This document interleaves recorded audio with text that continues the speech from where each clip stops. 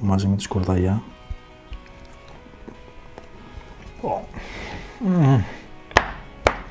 Τέλειο.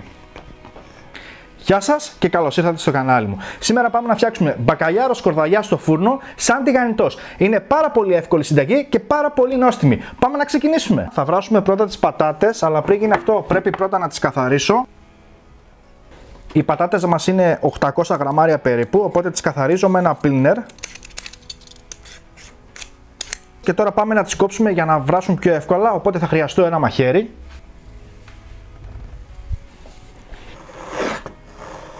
Θα τις ρίξουμε σε μια κατσαρόλα που έχουμε βάλει βραστό νερό και τις αφήνουμε να βράσουν περίπου 15 με 20 λεπτά. Όση ώρα περιμένουμε να βράσουν οι πατάτες και να προθερμανθεί ο φούρνος, πάμε να ετοιμάσουμε το χυλό μας. Θα χρειαστώ ένα μπολ, θα ρίξω 250 γραμμάρια γάλα αμυγδάλου,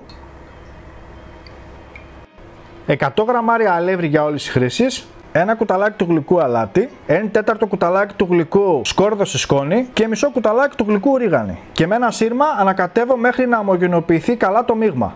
Και θα το αφήσω αυτό στην άκρη, αυτό πάει στα άπλυτα. Σε αυτή τη συνταγή θα χρησιμοποιήσω έτοιμο ξαλμινισμένο μπακαλιάρο περίπου 600 γραμμάρια, οπότε θα κόψω περίπου 3 με 4 εκατοστά το κάθε κομμάτι. Έχουμε κόψει και τους μπακαλιάρους, έχουν γίνει και οι πατάτες, οπότε πάμε να τις τραγγίξουμε. Θα χρειαστούμε και 200 γραμμάρια φρυγανιά, οπότε τώρα τι θα κάνω, θα βουτήξω μέσα στο μείγμα, στραγγίζω πάρα πολύ καλά και μέσα στη φρυγανιά.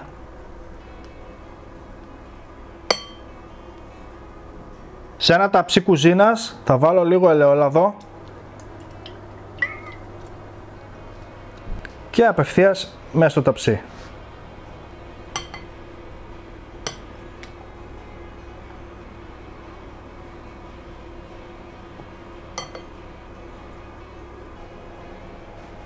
Και το τελευταίο κομμάτι, ρίχνουμε και από πάνω λίγο ελαιόλαδο ακόμα.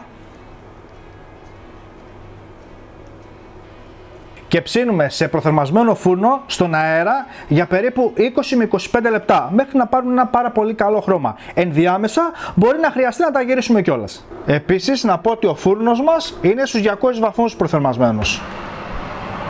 Στη μεσαία σχάρα και καλό ψήσιμο.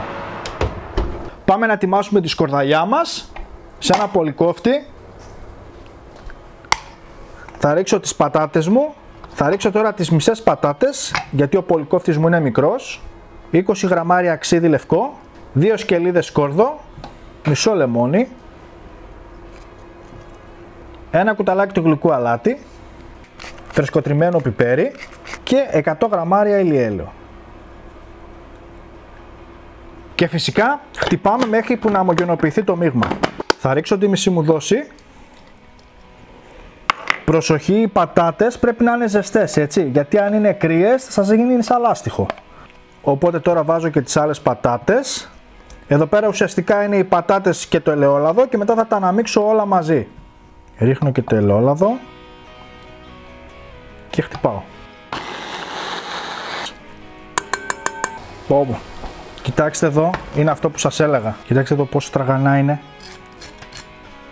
Ήρθε η ώρα να στήσουμε. Ξύλο, σκορδαλιά, μπακαλιάρος, κοιτάξτε εδώ, καλύτερο και από τηγανιτό. Και τελευταία πνελιά, λίγο ρίγανη, φρέσκια.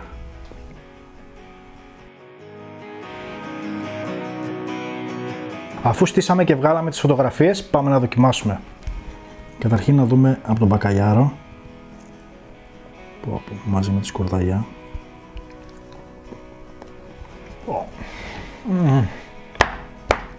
Τέλειο.